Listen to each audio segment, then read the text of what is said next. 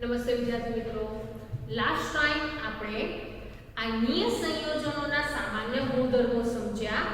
ત્યારબાદ સક્રિયતાને આધારે જે તે ધાતુ છે એ ધાતુઓનું વર્ગીકરણ સમજી ગયા. હવે વિદ્યાર્થી મિત્રો, આ જે પણ ધાતુઓ પૃથ્વીના પેટાળમાંથી પ્રાપ્ત થાય છે તે સંયોજિત સ્વરૂપે પ્રાપ્ત થાય છે. એટલે કે જે કાચી ધાતુ આપણને પૃથ્વીના પેટાળમાંથી પ્રાપ્ત થાય છે એ કાચી ધાતુનું નિષ્કર્ષણ દર્શાવતા ચાર્ટ વિશે સમજીએ. એટલે કે કાચી ધાતુમાંથી શુદ્ધ ધાતુ મેળવવા માટે જુદા જુદા તબક્કાનો ઉપયોગ કરવામાં આવે છે, જેને આપણે ચાર્ટ દ્વારા સમજીએ. તો જોઈએ આપણે જે તે કાચી ધાતુ છે એ કાચી ધાતુ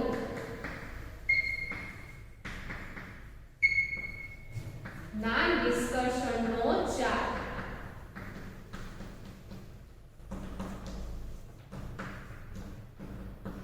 તો આ જે પણ કાચી ધાતુ છે એ કાચી ધાતુ માંથી શુદ્ધ ધાતુ મેળવવા માટે કયા કયા તબક્કા અપનાવવામાં આવે છે, કયા કયા તબક્કાનો ઉપયોગ કરવામાં આવે છે. તો આ જે પણ કાચી ધાતુ છે એ કાચી ધાતુ ના નિષ્કર્ષણ માટે એટલે કે કાચી ધાતુમાંથી શુદ્ધ ધાતુ મેળવવા માટેના જે તબક્કા છે જેમને શું કહેવામાં આવે છે, ધાતુશાસ્ત્ર અથવા તો ધાતુશાસ્ત્ર અથવા તો ધાતુ કર્મવિધિ તરીકે ઓળખવામાં આવે છે. તો આ ધાતુ કર્મવિધિ કે ધાતુશાસ્ત્ર કોને કહેવામાં આવે છે, તો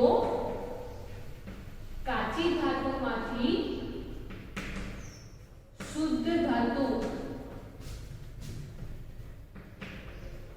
મેળવવાના તબક્કાને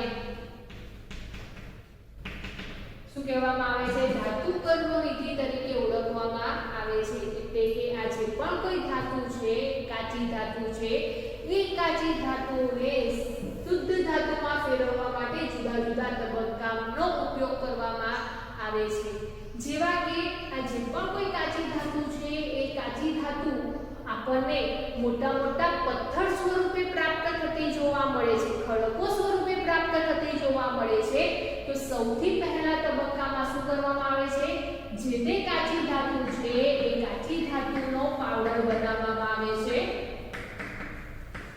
તો સૌથી પહેલા જે તે કાચી ધાતુ છે એ કાચી ધાતુ આપણને જે મોટા મોટા પથ્થર સ્વરૂપે ખડકો સ્વરૂપે પ્રાપ્ત થઈ છે તેવી ધાતુને શું કરવામાં આવે છે, તો તેવી ધાતુનો સૌપ્રથમ પાવડર બનાવવામાં આવે છે. ત્યારબાદ વિદ્યાર્થી મિત્રો, એ જે પણ કાચી ધાતુ છે એ કાચી ધાતુનું સંકેન્દ્રીકરણ કરવામાં આવે છે. તો સંકેન્દ્રીકરણ કોને કહેવામાં આવે છે, તો મોટા ભાગની અશુદ્ધિઓને દૂર કરવામાં આવે છે અને જે ધાતુ તત્વો છે એ ધાતુ તત્વોનું પ્રમાણ વધુ પ્રમાણમાં કરવામાં આવે છે. એવી જે પદ્ધતિ, એવી જે તબક્કો છે જેને શું કહેવામાં આવે છે, સંકેન્દ્રીકરણ તરીકે ઓળખવામાં આવે છે. ત્યારબાદ એ જે પણ સંકેન્દ્રી કરેલો તબક્કો છે એ જે કાચી ધાતુ છે એ ધાતુનો ગુંજન, કેલ્સિનેશન અને પિઘલન જેવા તબક્કામાં તેનો ઉપયોગ કરવામાં આવે છે. એટલે કે જે તે કાચી ધાતુનું સંકેન્દ્રણ છે એ ધાતુમાં જે તે ધાતુના ઓક્સાઇડ, સલ્ફાઇડ સ્વરૂપે પ્રાપ્ત થતી જોવા મળે છે. તો એ જે પણ ધાતુ છે એ ધાતુના સલ્ફાઇડ સ્વરૂપ છે એ સલ્ફાઇડ સ્વરૂપને શું કરવામાં આવે છે, તેના ઓક્સાઇડ સ્વરૂપમાં ફેરવવામાં આવે છે. કેમ ઓક્સાઇડ સ્વરૂપમાં ફેરવવામાં આવે છે, તો જે તે ધાતુ છે એ ધાતુના ઓક્સાઇડ સ્વરૂપમાંથી ધાતુ સરળતાથી મેળવી શકાય છે. તો જે તે કાર્બોનેટ સ્વરૂપ કે સલ્ફાઇડ સ્વરૂપે પ્રાપ્ત થતી જે કાચી ધાતુ છે એ ધાતુને ઓક્સાઇડ સ્વરૂપમાં ફેરવવામાં આવે છે. અને ત્યારબાદ જે કાચી ધાતુનું ઓક્સાઇડ સ્વરૂપ છે એમાંથી ધાતુ મેળવવામાં આવે છે, જેને રિડક્શન તરીકે ઓળખવામાં આવે છે. અને આ જે રિડક્શન છે એ રિડક્શન બે રીતે કરવામાં આવે છે. એક રાસાયણિક રીતે અને બીજું વિદ્યુત વિભાજન દ્વારા કરવામાં આવે છે। તો શુદ્ધ ધાતુ આપણને વિલક્ષણિક પદ્ધતિ દ્વારા પ્રાપ્ત થતું જોવા મળે છે। તો આમ કાચી ધાતુમાંથી શુદ્ધ ધાતુ મેળવવાની જે પદ્ધતિ છે જેને ધાતુશાસ્ત્ર અથવા તો ધાતુ કર્મ વિધિ કહેવામાં આવે છે, જેમાં જુદા જુદા તબક્કાનો ઉપયોગ કરવામાં આવે છે। હવે આ જે પણ તબક્કા છે એ તબક્કા દર્શાવતો આપણે ચાર્ટ બનાવીએ તો સૌથી પહેલા કાચી ધાતુ નો પાવડર બનાવવામાં આવે છે। કાચી ધાતુ ત્યારબાદ શું કરવામાં આવે છે તો એ જે પણ કાચી ધાતુ છે એ કાચી ધાતુનું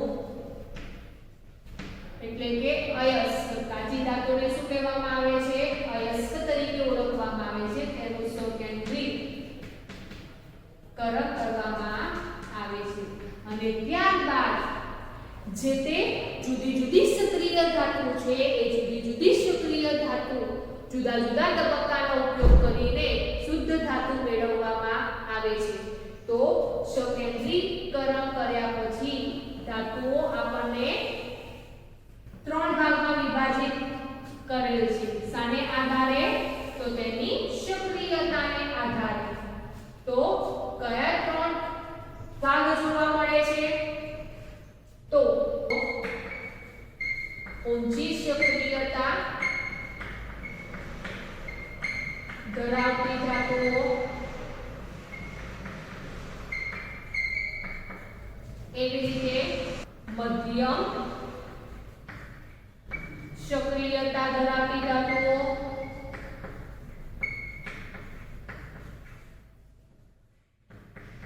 અને તેવી જ રીતે ત્રીજા નંબરમાં ઓછી અથવા તો નીચી સક્રિયતા ધરાવતી ધાતુઓ।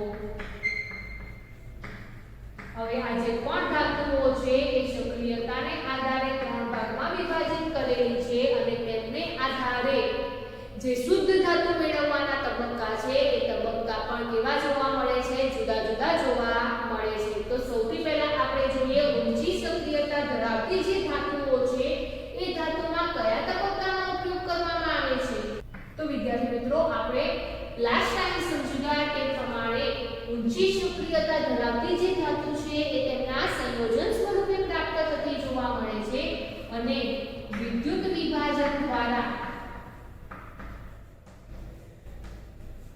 શુદ્ધ ધાતુ મેળવવામાં આવે છે। તો અહીંયા વિદ્યુત વિભાજન છે એ વિદ્યુત વિભાજન કઈ અવસ્થામાં થતું જોવા મળે છે તો વિદ્યુત વિભાજન છે એ વિદ્યુત વિભાજન પ્રવાહી અવસ્થામાં થતું જોવા મળે છે। તો જે કાચી ધાતુ છે એ કાચી ધાતુને પીઘાડેલ જે સ્વરૂપ છે એને ઘનમાંથી પ્રવાહી સ્વરૂપમાં ફેરવવામાં આવે છે અને ત્યારબાદ તેનું વિદ્યુત વિભાજન કરવામાં આવે છે અને તેમાંથી શુદ્ધ ધાતુ મેળવવામાં આવે છે। તો અહીંયા વિદ્યુત વિભાજન એક પ્રકારની કેવી પદ્ધતિ છે તો એક પ્રકારની રિડક્શનની પદ્ધતિ છે। ત્યારબાદ આપણે મધ્યમ સક્રિયતા ધરાવતી ધાતુની વાત કરીએ તો મધ્યમ સક્રિયતા ધરાવતી જે તે ધાતુ છે એ ધાતુ આપણને સંયોજન સ્વરૂપે તો પ્રાપ્ત થાય છે, પરંતુ કયા સંયોજન સ્વરૂપે પ્રાપ્ત થાય છે તો કાર્બોનેટ સ્વરૂપ, કાચી ધાતુ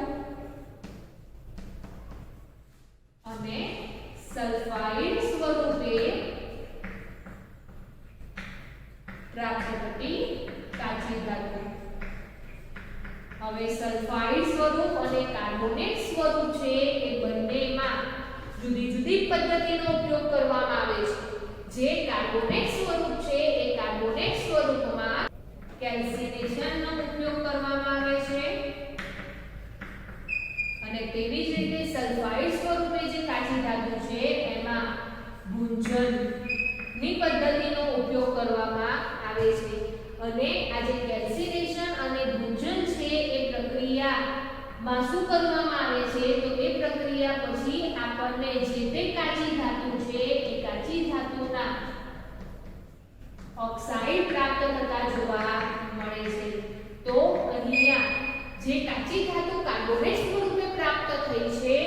તેનું કેલ્સિનેશન કરવામાં આવે છે, એટલે કે કાર્બોનેટમાંથી તેને ઓક્સાઇડમાં ફેરવવામાં આવે છે, જેને કેલ્સિનેશન કહેવામાં આવે છે. અને તેવી જ રીતે સલ્ફાઇડ યુક્ત કાચી ધાતુ છે એનો ગુંજનની પ્રક્રિયા કરવામાં આવે છે કે સલ્ફાઇડ યુક્ત કાચી ધાતુમાંથી કાચી ધાતુને ઓક્સાઇડ સ્વરૂપે ફેરવવામાં આવે છે, જેને ગુંજન તરીકે ઓળખવામાં આવે છે. તો કેલ્સિનેશન અને ગુંજનની પ્રક્રિયા દ્વારા કાચી ધાતુના ઓક્સાઇડ પ્રાપ્ત થતા જોવા મળે છે. અને એ કાચી ધાતુના ઓક્સાઇડને શું કરવામાં આવે છે? રિડક્શન તરીકે ઓળખવામાં આવે છે. અને અહીંયા આ જે રિડક્શન દ્વારા આપણને જે ધાતુ મળે છે એ ધાતુ કેવી જોવા મળે છે? થોડા પ્રમાણમાં અશુદ્ધ જોવા મળે છે, જેથી કરીને લાસ્ટમાં ધાતુનું શુદ્ધિકરણ કરવામાં આવે છે. અને તેવી જ રીતે આપણે ઓછી એટલે કે નીચી સક્રિયતા ધરાવતી ધાતુની વાત કરીએ તો જે ઓછી નીચી સક્રિય ધરાવતી ધાતુઓ છે એ મોટે ભાગે તો આપણને મુક્ત સ્વરૂપે પ્રાપ્ત થાય છે, પરંતુ પારો અને ચાંદી જેવી જે ધાતુ છે એ કેટલીક વાર આપણને સંયોજન સ્વરૂપે પ્રાપ્ત થાય છે. અને કેવા સ્વરૂપે જોવા મળે છે? તો સલ્ફાઇડ યુક્ત કાચી ધાતુ જે પણ નીચી સક્રિયતા ધરાવતી જે ધાતુ છે એ આપણને સલ્ફાઇડ સ્વરૂપે જોવા મળે છે, તેમને શું કરવામાં આવે છે? તો એ સલ્ફાઇડ યુક્ત કાચી ધાતુનો ગુંજનની પ્રક્રિયા કરાવવામાં આવે છે, એટલે કે સલ્ફાઇડ યુક્તમાંથી ઓક્સાઇડમાં ફેરવવામાં આવે છે. અને એ જે કાચી ધાતુ છે એ કાચી ધાતુના ઓક્સાઇડમાં ફેરવવામાં આવે છે. અને એ જે ઓક્સાઇડ છે એ ઓક્સાઇડમાંથી રિડક્શન દ્વારા શું કરવામાં આવે છે? ધાતુ મેળવવામાં આવે છે. અને જે ધાતુ છે એ થોડા પ્રમાણમાં તેમાં થોડી ઘણી અશુદ્ધિઓ જોવા મળે છે, જેથી કરીને રિડક્શન પછી જે આપણને ધાતુ મળે છે એ ધાતુનું શું કરવામાં આવે છે? તો એ ધાતુનું શુદ્ધિકરણ કરવામાં આવે છે.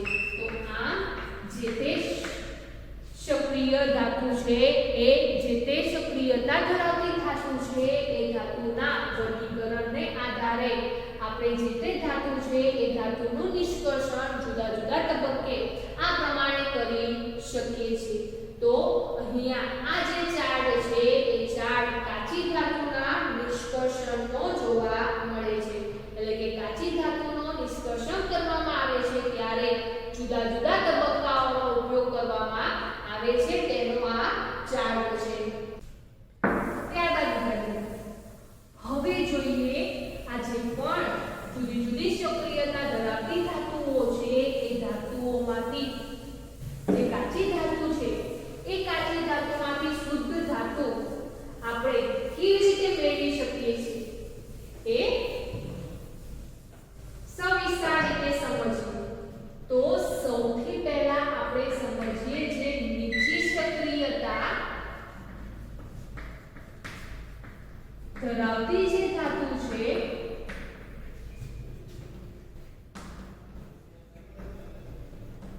એમનું નિષ્કર્ષણ સમજીએ.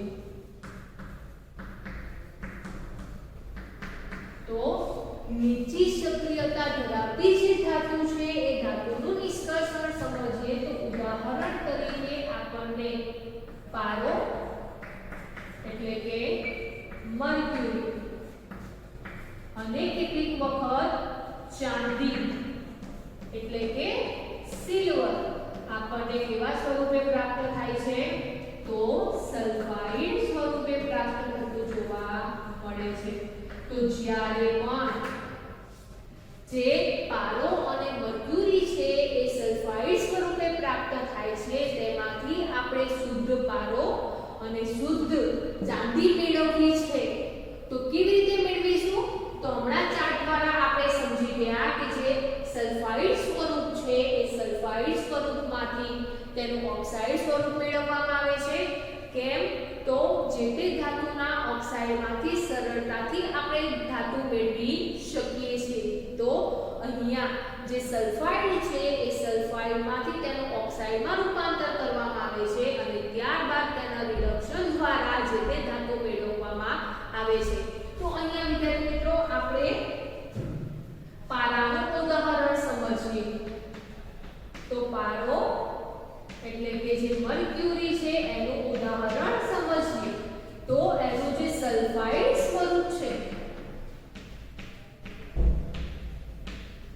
જેને શું કહેવામાં આવે છે તો તેને સીમના બાર તરીકે ઓળખવામાં આવે છે. તો સીમના બાર શું છે તો સીમના બાર છે એ સીમના બાર પારાનો સલ્ફાઇડ સ્વરૂપ છે, જેનું અણુસૂત્ર શું થાય છે તો પારાનું અણુસૂત્ર Hg અને સલ્ફાઇડ સ્વરૂપ છે એટલે HgS સૂત્ર થતું જોવા મળે છે. તો આ સીમના બાર શું છે તો સીમના બાર છે એ મર્ક્યુરી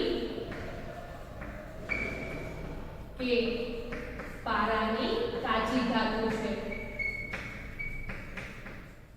હવે આ સીમના બારમાંથી આપણે પારો મેળવવો છે તો કેવી રીતે મેળવીશું તો પારો મેળવવા માટે શું કરવામાં આવે છે તો પારો મેળવવા માટે જે સલ્ફાઇડ સ્વરૂપ છે, સલ્ફાઇડ યુક્ત જે કાચી ધાતુ છે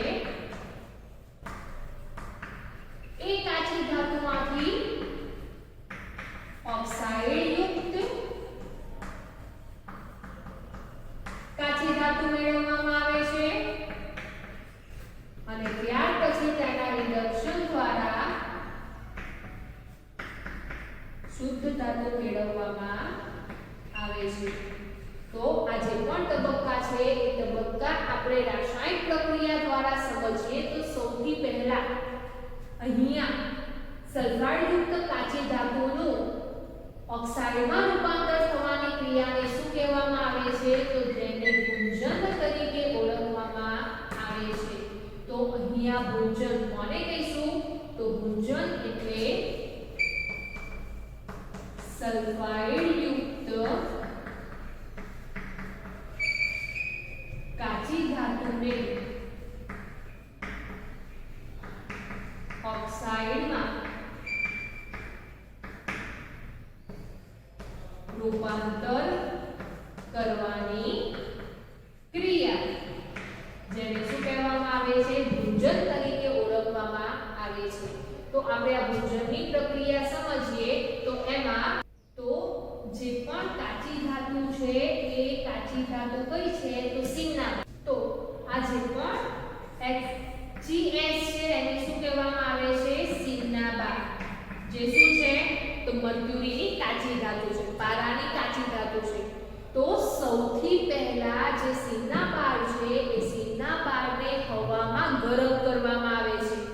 હવામાં ગરમ કરવામાં આવે છે એટલે કે તે કોની સાથે પ્રક્રિયા કરશે તો જ્યારે સીમના બારને હવામાં ગરમ કરવામાં આવે છે ત્યારે તે હવામાં જે ઓક્સિજન છે એ ઓક્સિજન સાથે પ્રક્રિયા કરે છે અને શું બનાવે છે તો તે ઓક્સિજન સાથે પ્રક્રિયા કરીને જે મર્ક્યુરી છે એ મર્ક્યુરીના ઓક્સાઇડ બનાવે છે અને સાથે સાથે સલ્ફર ડાયોક્સાઇડ વાયુ ઉત્પન્ન થતો જોવા મળે છે.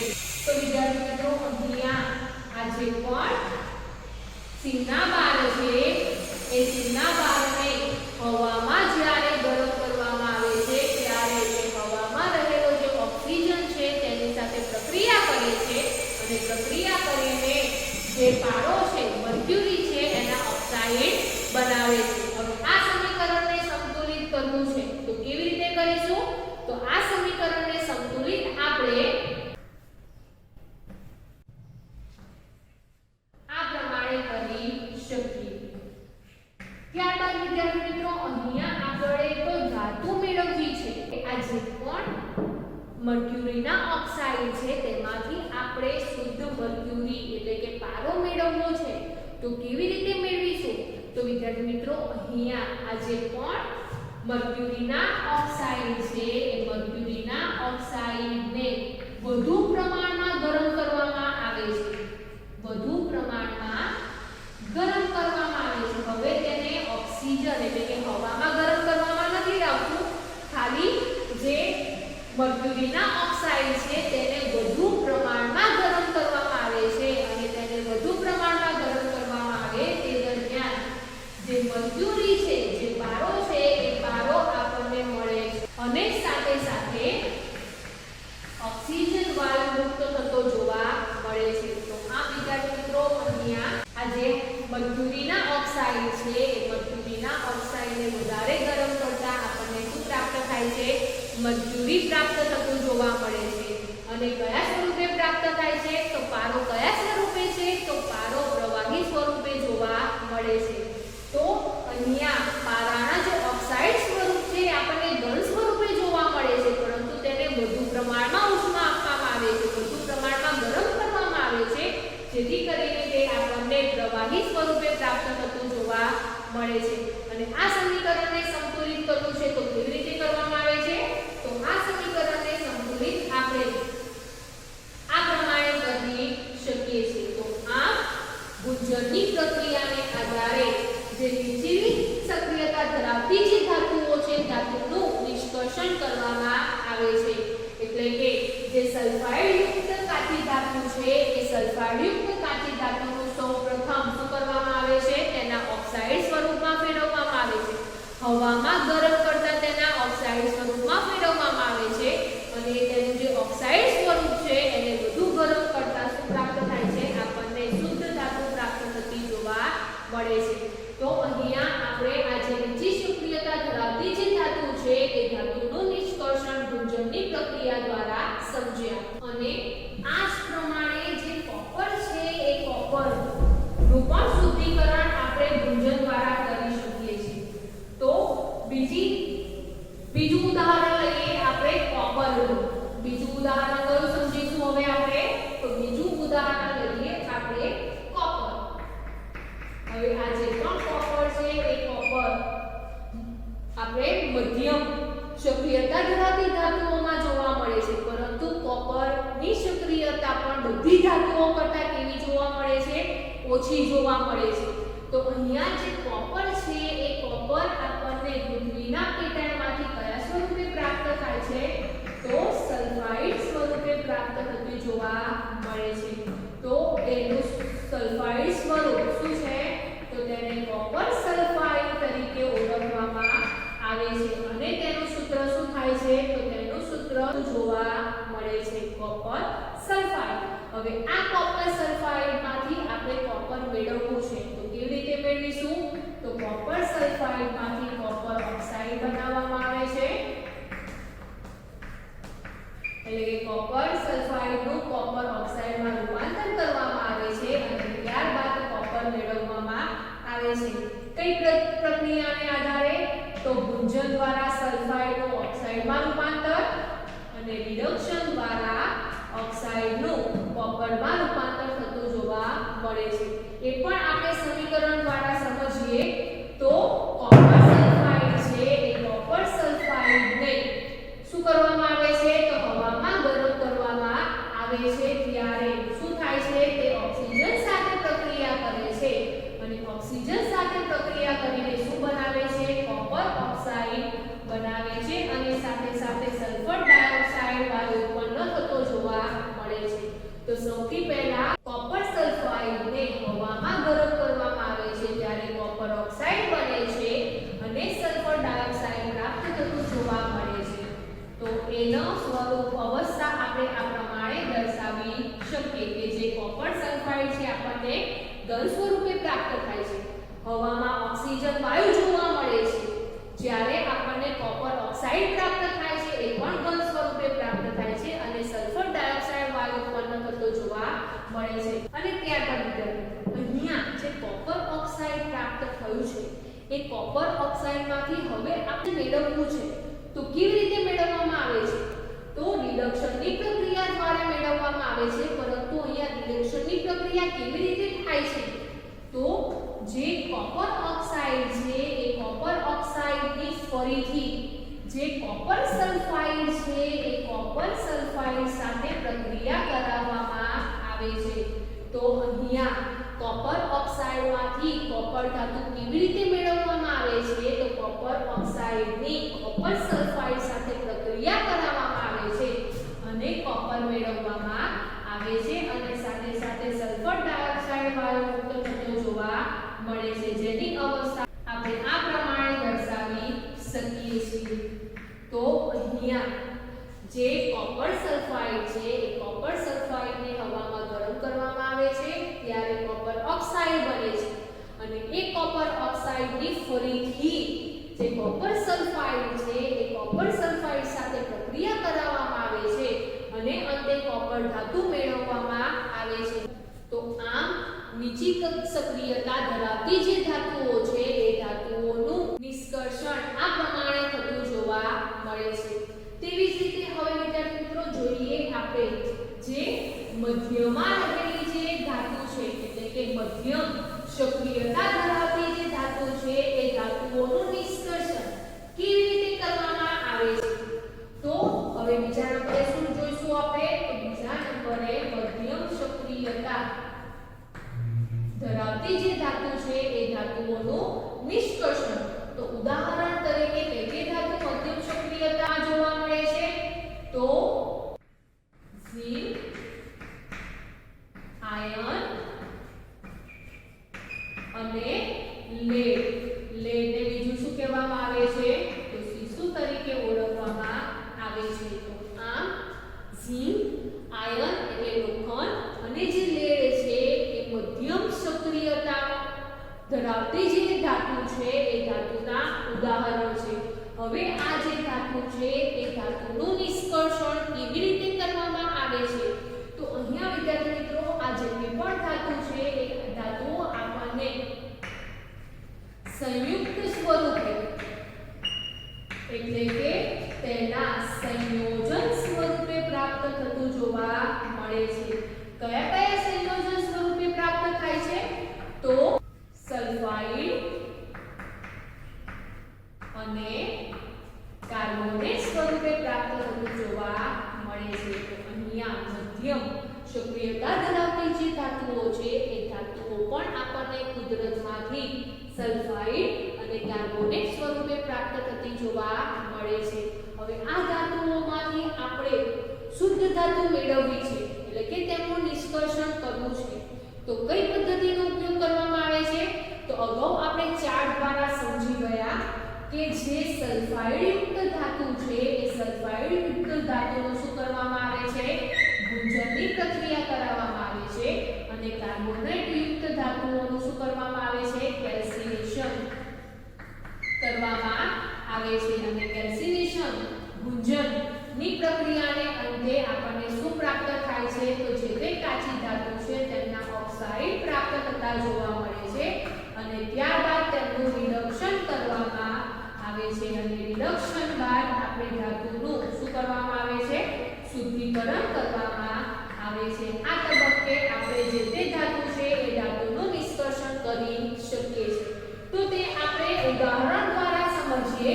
તો ઉદાહરણમાં આપણે ઝિંક ધાતુનું ઉદાહરણ લઈએ. તો ઝિંક છે એ ઝિંક આપણને પૃથ્વીના પેટાળમાંથી કયા સ્વરૂપે પ્રાપ્ત થાય છે?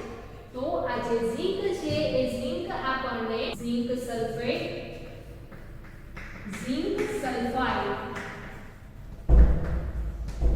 અને ઝિંક કાર્બોનેટ સ્વરૂપે પ્રાપ્ત થતી જોવા મળે છે. હવે અહીંયા જે ઝિંક સલ્ફાઇડ છે એ ઝિંક સલ્ફાઇડનું અણુસૂત્ર શું થશે? તો ZnS થાય છે અને ઝિંક કાર્બોનેટનું સૂત્ર શું થશે? તો ZnCO3 થતું જોવા મળે છે. હવે વિદ્યાર્થી મિત્રો અહીંયા આપણે ઝિંક સલ્ફાઇડ ધાતુમાંથી જે કાચી ધાતુ છે એમાંથી આપણે ઝિંક ધાતુ મેળવવી છે. કેવી રીતે મેળવવામાં આવે છે તે સમજીએ અને તેવી જ રીતે ઝિંક કાર્બોનેટ જે ધાતુ છે એ ઝિંક કાર્બોનેટ ધાતુમાંથી ઝિંક ધાતુ કેવી રીતે મેળવવામાં આવે છે તે આપણે સમજીએ. તો સૌથી પહેલા આપણે સમજીએ જે ઝિંક સલ્ફાઇડ છે એ ઝિંક સલ્ફાઇડ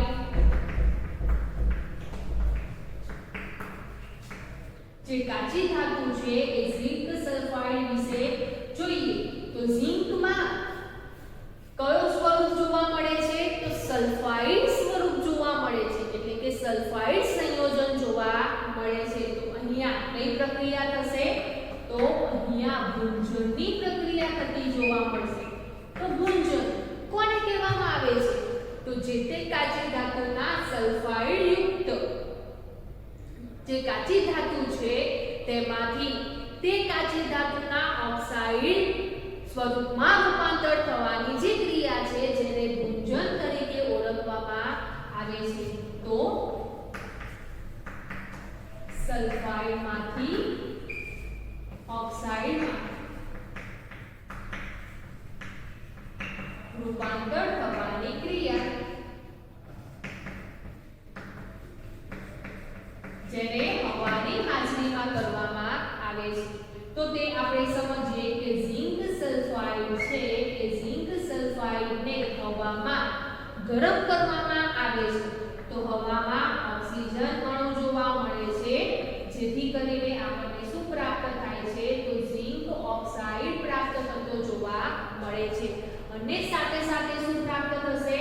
તો સાથે સાથે સલ્ફર ડાયોક્સાઇડ વાયુ પ્રાપ્ત થતો જોવા મળે છે. તો આ જે ઝિંક સલ્ફાઇડ છે એ ઝિંક સલ્ફાઇડની ઝિંક ઓક્સાઇડમાં રૂપાંતર કરવાની જે પદ્ધતિ છે, જેને ગુંજન તરીકે ઓળખવામાં આવે છે. તો અહીંયા ઝિંક સલ્ફાઇડને હવામાં ગરમ કરવામાં આવે છે ત્યારે ઝિંક ઓક્સાઇડ બને છે.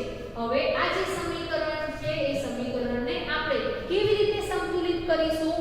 તો તે પણ આપણે અગાઉ સમજી ગયા છે. તે પ્રમાણે આપણે આ સમીકરણને સંતુલિત કરીએ તો આ પ્રમાણે તેને સંતુલિત કરી શકાય અને તેની અવસ્થા પણ આ પ્રમાણે દર્શાવી શકાય. ત્યારબાદ વિદ્યાર્થી મિત્રો આપણે ઝિંક કાર્બોનેટની વાત કરીએ.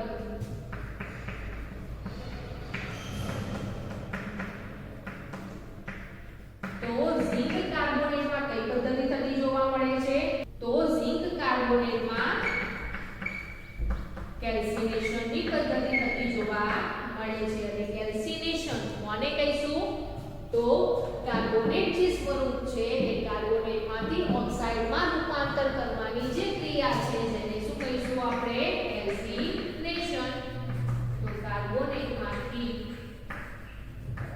ઓક્સાઇડમાં રૂપાંતર કરવાની ક્રિયા, જેને શું કહેવામાં આવે છે? કેલ્સિનેશન તરીકે ઓળખવામાં આવે છે. તો આ જે કેલ્સિનેશન પ્રક્રિયા છે એ આપણે સમીકરણ દ્વારા સમજીએ તો જે ઝિંક કાર્બોનેટ છે એ ઝિંક કાર્બોનેટને હવાની ગેરહાજરીમાં ગરમ કરવામાં આવે છે અથવા તો થોડા પ્રમાણમાં તેને ગરમ કરવામાં આવે છે. તો જે ઝિંક કાર્બોનેટ છે એ ઝિંક કાર્બોનેટને થોડા પ્રમાણમાં ગરમ કરવામાં આવે છે અને હવાની ગેરહાજરીમાં ગરમ કરવામાં આવે છે. અહીંયા જે ગુંજનની પ્રક્રિયા છે એ ગુંજનની પ્રક્રિયા હવાની હાજરીમાં થાય છે, જ્યારે અહીંયા કાર્બોનેટ છે એટલે કે જે કેલ્સિનેશન છે એ કેલ્સિનેશન હવાની ગેરહાજરીમાં થાય છે. તો અહીંયા હવાની હાજરીમાં તેને ગરમ કરવામાં આવે છે, જેથી કરીને તે ઓક્સિજન સાથે પ્રક્રિયા કરે છે. અને અહીંયા કાર્બોનેટને હવાની ગેરહાજરીમાં ગરમ કરવામાં આવે છે, જેથી તે ઓક્સિજન સાથે પ્રક્રિયા કરી શકતો નથી. તો ઝિંક કાર્બોનેટને જ્યારે ગરમ કરવામાં આવે છે ત્યારે શું બને છે? તો ઝિંક ઓક્સાઇડ બને છે અને સાથે સાથે કાર્બન ડાયોક્સાઇડ વાયુ ઉત્પન્ન થતો જોવા મળે છે. તો વિદ્યાર્થી મિત્રો અહીંયા આ પ્રમાણેની પ્રક્રિયા થતી જોવા મળે છે, જેને કેલ્સિનેશન તરીકે ઓળખવામાં આવે છે. હવે આપણને ઝિંક ઓક્સાઇડ પ્રાપ્ત થયો છે. આ જે ઝિંક ઓક્સાઇડ છે એ ઝિંક ઓક્સાઇડમાંથી આપણે તો શું મેળવવાનું છે? ઝિંક ધાતુ મેળવવાની છે. તો તેના માટે શું કરવામાં આવે છે? તો તેના માટે રિડક્શનની પ્રક્રિયા કરવામાં આવે છે. અને અહીંયા રિડક્શનની પ્રક્રિયા કોને કહેવામાં આવે છે? તો ઓક્સાઇડમાંથી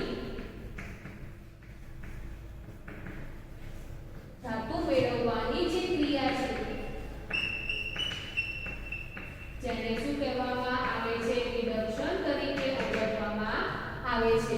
અને એ રિડક્શન પદ્ધતિમાં કોનો ઉપયોગ કરવામાં આવે છે? તો કાર્બનનો ઉપયોગ કરવામાં આવે છે. તો કાર્બનના ઉપયોગની મદદથી જે તે ઝિંક ઓક્સાઇડ છે એ ઝિંક ઓક્સાઇડનું રિડક્શન કરવામાં આવે છે અને તેમાંથી ઝિંક મેળવવામાં આવે છે.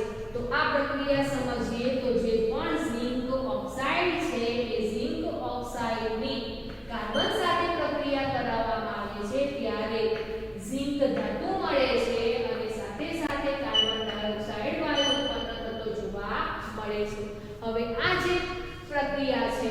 જેને શું કહેવામાં આવે છે, જેને રિડક્શન તરીકે ઓળખવામાં આવે છે. કેમ? તો વિદ્યાર્થી મિત્રો અહીંયા જે ઝિંક ઓક્સાઇડ છે એ ઝિંક ઓક્સાઇડમાં જે ઓક્સિજન છે એ ઓક્સિજન શું થાય છે, મુક્ત થાય છે.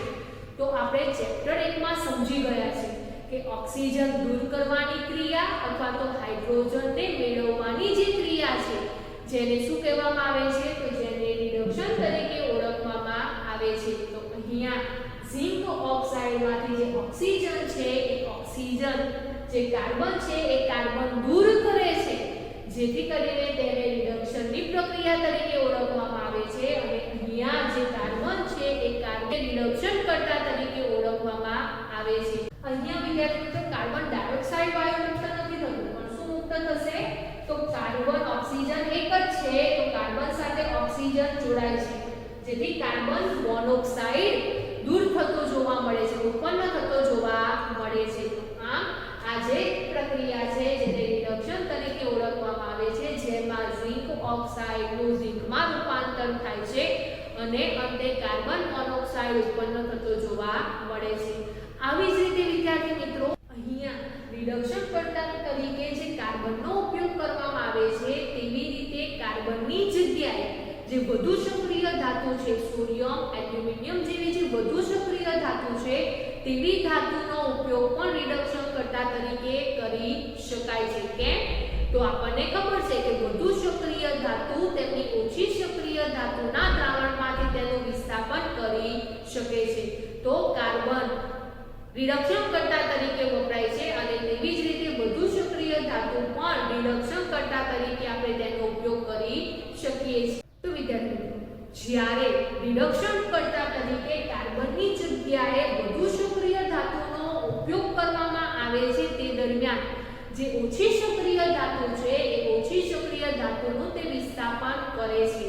તે દરમિયાન વધારે પ્રમાણમાં ઉષ્મા ઉત્પન્ન થાય છે, એટલે કે જે પ્રક્રિયા છે એ કેવી છે, ઉષ્માક્ષેપક જોવા મળે છે, જેને કારણે જે તે ધાતુ છે એ પીગળેલ સ્વરૂપમાં પ્રાપ્ત થતી જોવા મળે છે. અને એ જે પ્રક્રિયા છે જેને થર્મિટ પ્રક્રિયા તરીકે ઓળખવામાં આવે છે. તો થર્મિટ પ્રક્રિયા કોને કહેવામાં આવે છે, તો વધુ સક્રિય ધાતુ ઓછી સક્રિય ધાતુને તેના જલીય દ્રાવણમાંથી વિસ્થાપિત કરે છે. તે દરમિયાન તે પ્રક્રિયા કેવી જોવા મળે છે, ઉષ્માક્ષેપક છે, વધુ પ્રમાણમાં ઉષ્મા ઉત્પન્ન થાય છે, જેને કારણે જે તે ધાતુ છે એ ધાતુ આપણને પીગળેલ સ્વરૂપમાં પ્રાપ્ત થતી જોવા મળે છે, જે પ્રક્રિયાને થર્મિટ પ્રક્રિયા તરીકે ઓળખવામાં આવે છે.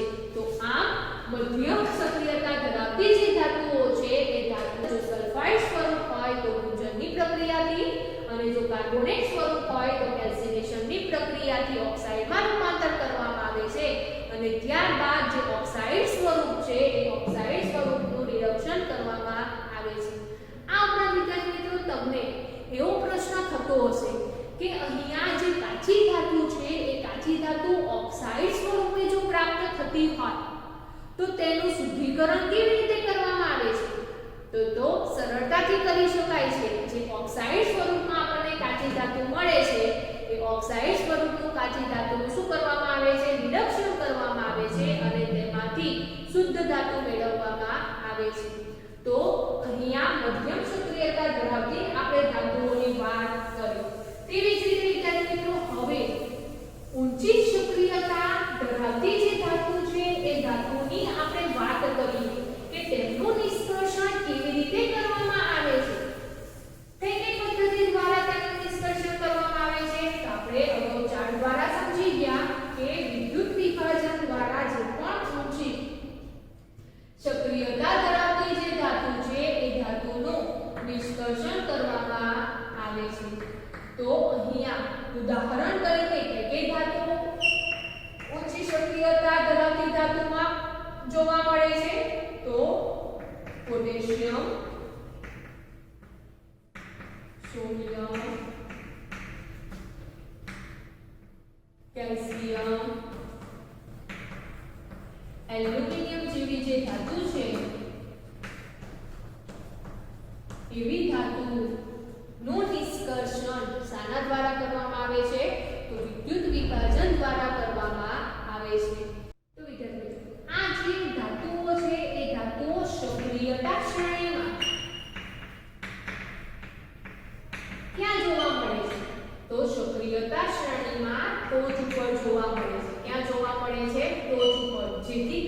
શું છે? વધુ સક્રિય છે. શું છે? વધુ સક્રિય છે, જેથી તેમનું નિષ્કર્ષણ વિદ્યુત વિભાજન દ્વારા કરવામાં આવે છે. તો વિદ્યાર્થી મિત્રો, અહીંયા આ જે ધાતુ છે એ ધાતુનું રિડક્શન આપણે કાર્બન દ્વારા કરી શકતા નથી. કેમ? તો કારણ કે અહીંયા આ જે ધાતુ છે એ ઓક્સિજન સાથે વધારે સક્રિયતા ધરાવે છે. એટલે કે જ્યારે કાર્બન સાથે તેનું રિડક્શન કરવામાં આવે છે ત્યારે તે કાર્બન સાથે નહીં પરંતુ ઓક્સિજન સાથે વધુ સક્રિય હોય છે, જેથી કરીને તેનું રિડક્શન થઈ શકતું નથી. તો અહીંયા જેથી વધુ સક્રિય ધાતુ છે એ વધુ સક્રિય ધાતુનું રિડક્શન શાના દ્વારા કરવામાં આવે છે? તો વિદ્યુત વિભાજન દ્વારા કરવામાં આવે છે. તો વિદ્યુત વિભાજન દ્વારા શું કરવામાં આવે છે? તેનું રિડક્શન કરવામાં આવે છે. કેવી રીતે કરવામાં આવે છે તે આપણે ઉદાહરણ દ્વારા સમજીએ. તો ઉદાહરણ તરીકે જે સોડિયમ છે એ સોડિયમ, મેગ્નેશિયમ કે કેલ્શિયમ જેવી જે વધુ સક્રિય ધાતુ છે એ વધુ સક્રિય ધાતુ આપણને સંયોજન સ્વરૂપે પ્રાપ્ત થાય છે. અને તેનું સંયોજન સ્વરૂપ કેવું જોવા મળે છે? તો તે ક્લોરાઇડ સ્વરૂપે જો પ્રાપ્ત થતું હોય તો તેનું રિડક્શન શાના દ્વારા કરવામાં આવે છે? વિદ્યુત વિભાજન દ્વારા કરવામાં આવે છે. તેનું કાર્બન દ્વારા વિભાજન થઈ શકતું નથી. કેમ?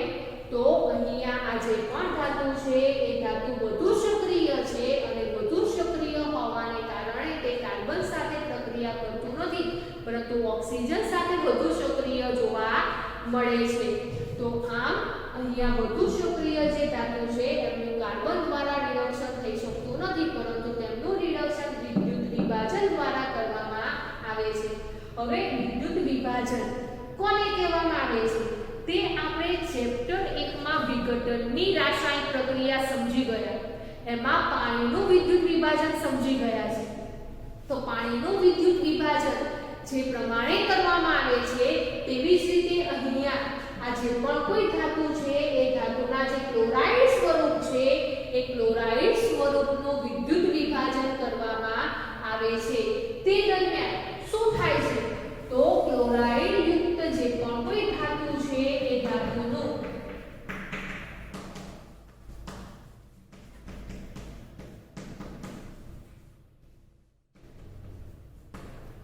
વિદ્યુત વિભાજનમાં જ્યારે વિદ્યુત પ્રવાહ પસાર કરવામાં આવે છે તે દરમિયાન શું થાય છે? તો તે દરમિયાન કેથોડ એટલે કે ઋણ ધ્રુવ, જે કેથોડ છે જે ઋણ ધ્રુવ છે એ ઋણ ધ્રુવ પર શું જમા થાય છે? તો ઋણ ધ્રુવ પર જે તે ધાતુ છે એ ધાતુઓ જમા થાય છે. અને જે એનોડ છે એટલે કે તેને ધન ધ્રુવ તરીકે ઓળખવામાં આવે છે. અને જે ધન ધ્રુવ છે એનોડ છે એ એનોડ પર જે ક્લોરાઇડ યુક્ત ધાતુ છે એટલે કે ક્લોરાઇડ એટલે કે જે ક્લોરીન વાયુ છે એ ક્લોરીન વાયુ જમા થતો ઉત્પન્ન થતો જોવા મળે છે. તો આમ જે પણ ધાતુના ક્લોરાઇડ સ્વરૂપની આપણે વાત કરીએ અને તેમનું વિદ્યુત વિભાજન કરીએ તે દરમિયાન વિદ્યુત પ્રવાહ પસાર થાય છે. તે દરમિયાન જે ઋણ ધ્રુવ છે એ ઋણ ધ્રુવ પર ધાતુઓ જમા થતી જોવા મળે છે અને ધન ધ્રુવ પર ક્લોરીન વાયુ ઉત્પન્ન થતો જોવા મળે છે. ઉદાહરણ તરીકે આપણે સોડિયમ ક્લોરાઇડનું ઉદાહરણ લઈએ, જેનું અણુસૂત્ર શું છે? NaCl. હવે જ્યારે સોડિયમ ક્લોરાઇડનું વિદ્યુત વિભાજન કરવામાં આવે છે તે દરમિયાન કેથોડ ઉપર કેવી પ્રક્રિયા થાય છે અને ધાતુ જમા થતી જોવા મળે છે અને તેવી જ રીતે એનોડ પર કેવી રીતે પ્રક્રિયા થતી જોવા મળે છે. તો વિદ્યાર્થી મિત્રો, અહીંયા કેથોડ ઉપરની વાત કરીએ તો કેથોડ ઉપર જે સોડિયમ આયન છે એ સોડિયમ આયન ઇલેક્ટ્રોન મેળવે છે અને ઇલેક્ટ્રોન મેળવીને સોડિયમ ધાતુ બને છે. એટલે કે કેથોડ ઉપર જે સોડિયમ ધાતુ છે એ સોડિયમ ધાતુ શું થાય છે? જમા થતી જોવા મળે છે. આપણને ખબર છે કે જે પ્રવાહી સ્વરૂપ છે, વિદ્યુત વિભાજન ક્યારે થશે, વિદ્યુતનું વહન ક્યારે થશે, તો જ્યારે પ્રવાહી સ્વરૂપમાં હશે ત્યારે થશે. કેમ? તો તેમાં જે આયનો છે એ આયનોની ગતિશીલતાને કારણે વિદ્યુતનું વહન થતું જોવા મળે છે. તો આ વિદ્યાર્થી મિત્રો, જ્યારે આ જે પણ આયનો છે એ આયનોમાં જ્યારે વિદ્યુતનું વહન થાય છે તે દરમિયાન તેઓ વિરુદ્ધ વિદ્યુત ધ્રુવો તરફ ગતિ કરે છે. તે આપણે અગાઉ સમજી ગયા છે, એટલે કે લાસ્ટ ટાઈમ આપણે સમજી ગયા છે.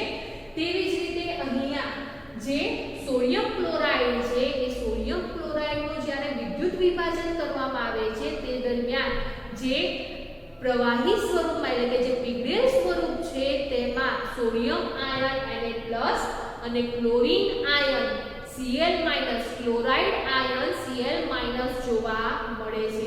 હવે એ જે પણ આયનો છે એ આયનો વિરુદ્ધ ધ્રુવો તરફ ગતિ કરે છે. તો જે સોડિયમ ધન આયન છે એ સોડિયમ ધન આયન કેથોડ તરફ એટલે કે ઋણ ધ્રુવ તરફ ગતિ કરે છે અને એક ઇલેક્ટ્રોન મેળવે છે, જેથી કરીને એ સોડિયમ ધાતુ કેથોડ ઉપર જમા થતી જોવા મળે છે. અને તેવી જ રીતે આપણે એનોડની વાત કરીએ તો એનોડમાં જે ક્લોરાઇડ આયન છે એ ક્લોરાઇડ આયન શું થાય છે, તો ક્લોરીનમાં પરિણમે છે અને ઇલેક્ટ્રોન મુક્ત કરે છે. અને સમીકરણ સંતુલિત કરીએ તો ક્લોરીન વાયુ છે એનું અણુસૂત્ર Cl2 થાય તો આપણને એનોડ ઉપર આ પ્રમાણેની પ્રક્રિયા થતી જોવા મળે છે. હવે ક્લોરાઇડ આયન કેવો આયન છે, ઋણ આયન છે, જેથી એનોડને ધનધ્રુવ તરીકે ઓળખવામાં આવે છે. તો આ પ્રક્રિયા દ્વારા કહી શકીએ આપણે કે જે આયનો છે એ આયનોમાં જ્યારે વિદ્યુતનું વહન થાય છે તે દરમિયાન શું થાય છે, તે વિરુદ્ધ ધ્રુવો તરફ ગતિ કરે છે. તો આમ વિદ્યુત વિભાજન દરમિયાન જે તે ધાતુ છે એ ધાતુ કેથોડ ઉપર જમા થાય છે અને સાથે જે સંયોજન સ્વરૂપે પ્રાપ્ત થતું જે સંયોજન છે તે વાયુ સ્વરૂપે એનોડ તરફ જમા થતું જોવા મળે છે. તો આમ ઊંચી કક્ષા ધરાવતી જે પણ કોઈ ધાતુ છે એ ધાતુનું રિડક્શન કાર્બન દ્વારા નહીં પરંતુ વિદ્યુત વિભાજન દ્વારા થતું જોવા મળે છે. અને આ જ રીતે આપણે સોડિયમ ક્લોરાઇડની જગ્યાએ એલ્યુમિનિયમ ઓક્સાઇડનું ઉદાહરણ પણ લઈ શકીએ છીએ. એટલે કે કોઈ પણ ધાતુ છે એ કોઈ પણ સક્રિય ધાતુનું જે તે સંયોજન સ્વરૂપનું ઉદાહરણ આપણે લઈ